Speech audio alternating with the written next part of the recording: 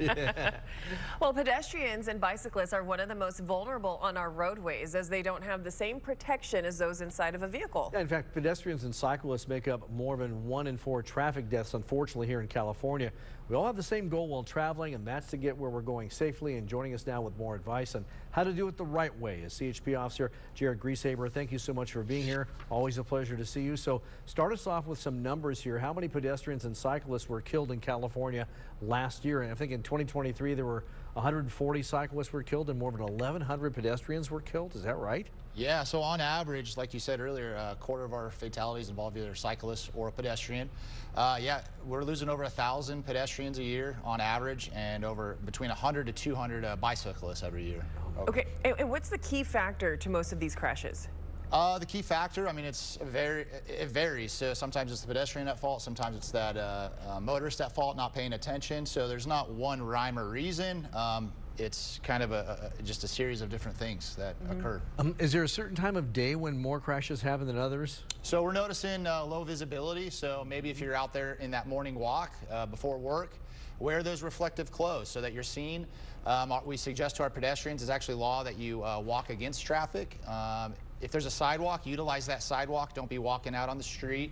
If there isn't a sidewalk, stay as far away from traffic lanes as possible. So use that dirt shoulder. And then if you're a bicyclist, you're actually supposed to be riding with the flow of traffic.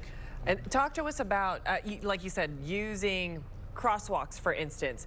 If you are jaywalking and you think the coast is clear, right? I mean, and that's not allowed. Yeah. So. They have gotten a little bit more lax on the jaywalking laws, but if you're a hazard to other vehicles or people or whatever the instance may be, you can actually be written that ticket for jaywalking. And then also, it's not advised that you do jaywalk. Use those crosswalks. And before you step off that curb, make eye contact with that driver that's in that intersection so that you guys are acknowledging each other, sure, and then you proceed. Let's talk about bicyclists here, because I remember as a reporter, I'm sure you do as well, and you as an officer in the field, we've encountered many really bad crashes. I know I remember something on, it was on Torrey Pines Road. Somebody didn't see somebody, and it was just horrible. Yeah. So what advice do you give to people who are riding on the roadways, especially on something like that? Yeah, so if you're riding, you're a bicyclist, you have those bicycle lanes, you should be utilizing those bicycle lanes. If there isn't a bicycle lane, we suggest you're far or as close to that right shoulder as possible or right curb. There are some areas where you're allowed to ride in the middle of the lane, but if you're impeding traffic, you could possibly receive a citation. So if it's free, move over to the right shoulder, and then wear those the protective equipment, the reflectors, the helmets, to protect yourself. And there's actually laws for motorists. When you're coming up on a bicyclist, you're supposed to give them a minimum of 3 feet. So if it's safe, you know, slow down, move over to the left, and then pass that bicyclist. You know, I had something happen recently where I was just on this 2-lane roadway, and there was a bicyclist, and I was trying to give him space, but it's a double yellow because you can't.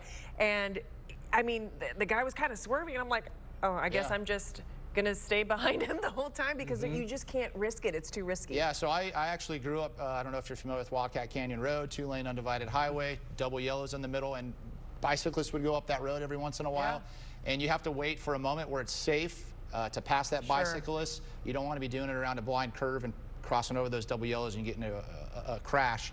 So you have to do it safely, but it is advised that you give them 3 feet and then pass by them. You know, this video shows the right way to go out there because you see the e-bikes and they have helmets on, but boy, I see a lot of young people, Jared, who do not have any safety gear on, and they seem to be very young. And so what's your word here to people who who are doing that? I mean, these people are going by the law, or at least safety tips here that you're seeing. Yeah, so if you're under 18, it is a law that you have to wear a helmet. It's recommended that everyone's wearing a helmet, or bicyclists, that is.